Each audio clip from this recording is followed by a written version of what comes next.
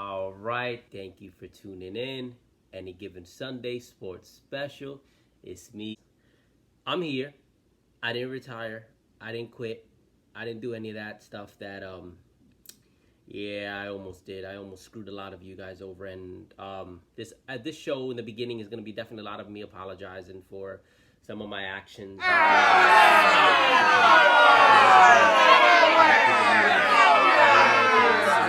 Can admit when he's made mistakes, and as far as the way this week a lot of the things happened, a lot of it was my fault, and I'm gonna own up to those things that were my fault. First apology that I want to go ahead and I want to send out. This person is no longer in the league, but is to Pops. I completely misinterpreted when he questioned the move that Gabe did, and I thought that that was an attack on Gabe, and it actually wasn't. He was legit curious. Pops was legit just curious as far as what is it that was the benefit for Gabe. Completely misconstrued that, and as I said in the group chat, and I'll say here, I apologize for that. I told Pops, if I misinterpreted it, I apologize. Pops actually texted me on the side as of yesterday, and apologized for this whole thing, and I want to make it very clear, Pops has absolutely nothing to apologize for. Pops did nothing wrong. He seriously just was curious about the move for Gabe, which I will get into in a minute. I wish Gabe wasn't working so he'd be able to go ahead and explain it himself. However, that's fine. We discussed, and I can definitely do that for him. Another person I want to apologize to is to Steve. I basically was ready to go and throw everything to Steve and just say, hey, Steve, here it is. You go ahead, you figure it out. That's wrong. Steve has a life. Steve has a family. I can't just go ahead and just make an assumption that he's going to be able to pick things up and keep it moving. That was wrong on my part. So, again, I apologize for that, Steve, as well. I apologize to the league. I was ready to go ahead and get up and leave, and then when I was leaving, other people wanted to follow, which I want to be very clear. I never support that. If one person wants to leave, that's fine, but I don't feel that somebody should follow me just because I'm leaving. Oh, I want everybody else. No, when Gabe was ready to leave, I made it clear to Gabe he doesn't have to go if he doesn't want to go, because at the end of the day, this was just me personally. He did not have to leave. So but that almost had a ripple effect where one of the leagues went from 10 teams to 7 teams. The other league went from 8 teams to 6 teams. That's not cool. And my promise to the league is a reaction like that will not happen again on my part. I definitely have to be better. I have to be able to control myself, which I think I've done slightly better in recently, but I definitely relapsed, and I definitely need to do better, and my promise to the league is that I will. I know you guys are probably expecting there's another apology that's coming out there. Absolutely not. I will not be apologizing to anybody else other than those I just mentioned here, those that are currently in the league, and the one person Pops that is out of the league. I do apologize to him. There is no other apology that's missing. I didn't forget someone. I didn't forget a name. That's exactly where it starts and where it ends. Now let's talk about the trade. The trade that Gabe did, I completely understand why people just looking at it from the outside view of it, they're saying, well, why is Gabe trading away his waiver to a guy that hasn't lost a regular season game in almost 2 years?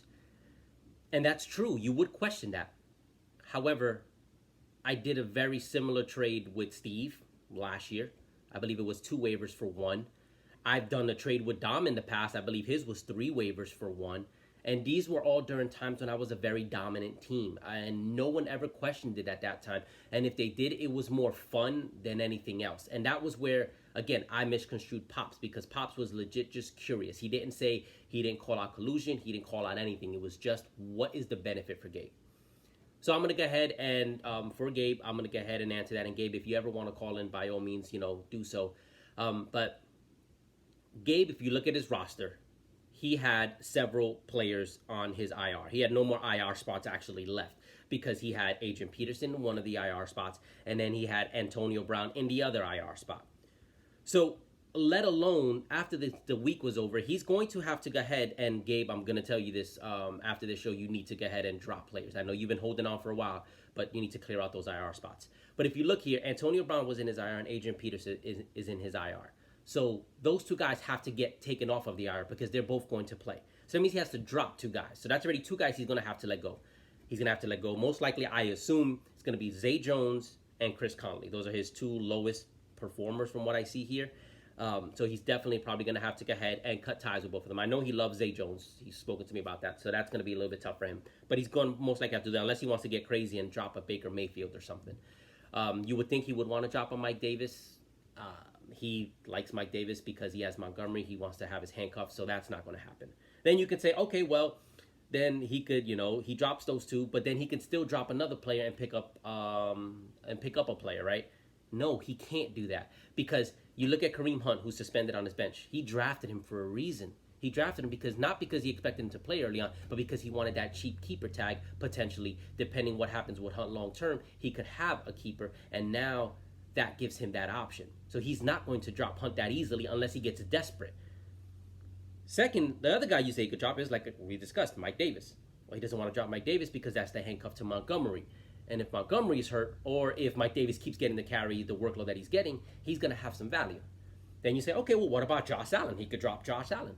That's another guy that he wants to potentially have as a keeper. Gabe understands that he's not going to most likely compete for a chip this year. While he would love to, it's not about this year. It's about bigger picture. And that was what him and I discussed, our draft plans, and I discussed it with him. I discussed it with Steve. I discussed it with a ton of people. Gabe wanted to get a ton of keeper options. So who was Gabe going to drop to get, who was that third player that he was going to drop to be able to go ahead and use the waiver claim? There wasn't anybody. So I was smart enough where I contacted him actually Monday night and I sold him on this deal because I'm not going to sit and wait. So that's why he did the deal, because I was the first person that contacted him. I locked up the deal before anybody else could find out that he was considering doing that. That's, to me, I'm sorry, that's a benefit to me. That's what every GM should do. If you have a deal before it leaks out, you want to lock that up before somebody can come in and try to offer something better. That's just smart GMing. That's the way you should GM. So I hope that clarifies it. If not, by all means, guys, reach out to Gabe. I'm pretty sure he'll go ahead and explain anything else. And then lastly, as far as, being removed from the league, that's always last resort for me. I've made one major mistake my entire time at AGS, and that was what I did with Dom. And that was years ago. And Dom, I have profusely apologized to you. I hope that you truly accept my apology from that, because Dom actually, years ago, before Arian Foster ever blew up, he traded Adrian Peterson in his prime for Arian Foster. And the same reaction that Gabe had, I had at Dom. And how dare you do something like that? That looks horrible. That's got to be some kind of collusion, this and that. And everybody was complaining, and I was complaining. And I did the worst thing I could have done. I told him, you know what, Dom? Yeah, no, we can't have you in this league. Turns out Dom was the smart one in that deal, because that was the year that Arian Foster blew up. He went nuts that year. So that's a perfect example as to why you don't question people. I mean, you can question them, but you don't disrespect them if they do a move. If they feel something works for them, then they're going to go ahead and they're going to do it. You can ask them why, and by all means, as a commissioner, that's my job to make sure that there's legit justification, because if there isn't, then by all means, I will block the trade. But it takes a lot for me to rescind it, because at the end of the day, I want to give everybody the benefit of the doubt. One last thing I want to get ahead and I want to cover is this whole thing about, well, you guys saw and nobody's speaking up, and you guys are this and you guys are that because he called me out. I did. I believe what I said was, Pops, nobody questioned when Dennis traded you a second-round pick for something to be named later or for future considerations. So if that's the case, then somebody explained to me, because I did follow that up by also saying, and nobody questioned it because that's his team. He can do as he pleases to do. That's not me calling him out. That's me saying, you know what, that's his right to make that move. So where did I take a shot there? I don't have that understanding. I think some people are trying to justify it, or someone's trying to justify why they acted the way they did and trying to gather troops to say, everybody follow me. If he says I'm out, then everybody else should follow me, and was pretty upset that nobody followed him. I'm not going to back down on what I did. Anthony talked me off the ledge. I was going to be very rash and be very immature by basically just saying, you know what, you're out of the league and that's it. And Anthony said, no, don't do that. Just go ahead, send your texts out to everybody to the league. If you have to say something, get it off your chest, be respectful, and then base your reaction off of the reaction of them. If you're disrespected at that point, then by all means, but don't just go ahead and just strong arm it. And that's what I did. And I got the reaction that I was pretty confident I was going to get, which made my decision very, very, very easy. Um, Pops, I appreciate you. I completely understand Pops having to leave the league, and he texted me again immediately afterwards and said, "Look, I really wish that somehow we could figure this out." And with Pops, I understand his concern, and Pops is more than welcome to stay. But I also understand it's really not realistic for him because his son, that's his son at the end of the day, and I would never hold that against Pops for that. And again, Pops did nothing wrong in this. I was in the wrong as far as the original reaction. That was me. I hope that clears it up. I hope that you guys all, if you have any questions, by all means, let me know. I've apologized to those that I need to apologize to, and I'm ready to move on. And I hope everybody else is. Let's get to having some fun. Let's get to doing some fantasy football. Ahead, I'm going to give you guys my picks for this week. Let's start it off with New York Power versus Florida Thirst Traps. There's a big gap here. ESPN's projecting a pretty big blowout. Gabe, I got love for you, man, but I'm going to have to pick myself on this one, too. I think my streak continues. My regular season winning streak continues, and I think I'm going to win this. And nothing against Gabe. It's just at the end of the day, it's just one side. My team is really, really stacked. I'm thinking AB is going to play this week, but I know the NFL is trying to see if they can stop that potentially. So we'll see. If AB plays, I think that puts the game definitely closer, but I still got myself winning in this one. We got a slightly punty vibe versus my wife ruins everything. In this game here, if you just look at the matchups, I look at it, David Johnson has a pretty tough matchup against Baltimore. Odell Beckham going against the Jets. I think it's going to be all right. D-Hop against Jacksonville. Normally you'd be like, oh my gosh, he's going to go with Ramsey.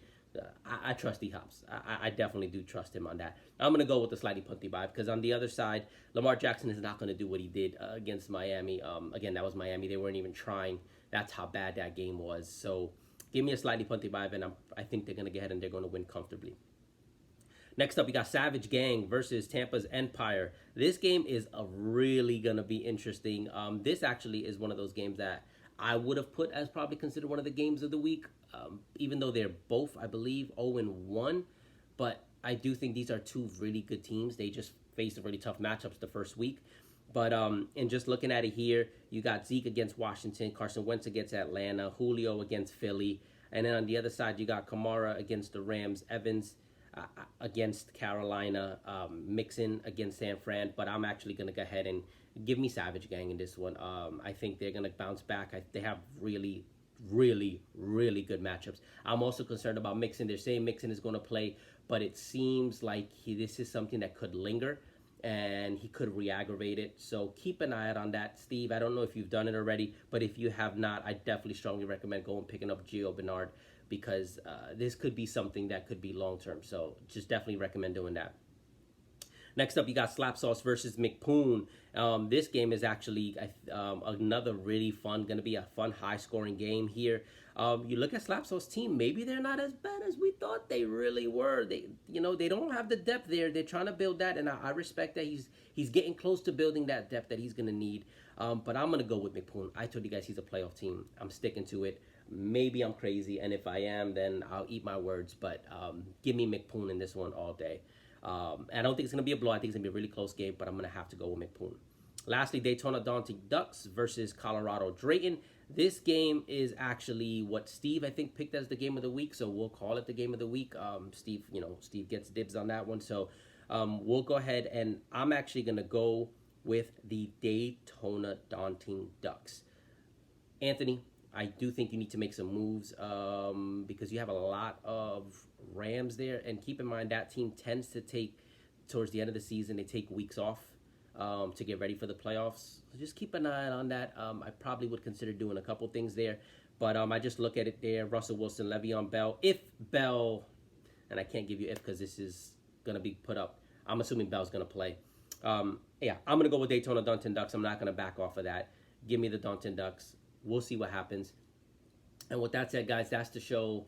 Going forward, like, it's going to be fun. We're going to have a good time again. Fantasy football is going to be enjoyable. It's not going to be drama hour or anything like that. That's not what I want. It's not what anybody wants. And, I'll keep keeping my wife warm, but maybe I could go ahead and, hit the gym a little bit and work out a little bit, probably. but I also love my burgers and fries. So I'm gonna have to make a decision: burgers and fries or hit the gym.